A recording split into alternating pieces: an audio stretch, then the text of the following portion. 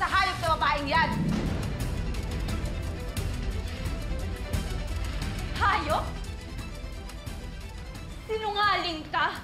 Niloko mo si Wilfred at ang buong pamilya niya? Alam mo, isa kang manipulator! Ginamit mo pa nga si Leah at si Wilfred para pagtakpan lahat ng kasinungalingan mo! Yan pa rin nga ibabato mo sa akin, Ronnie? Wala na bang bago? Sa ating dalawa, ikaw ang mangloloko dito at hindi ka lang basta mangloloko. Mamamatay tao ka pa.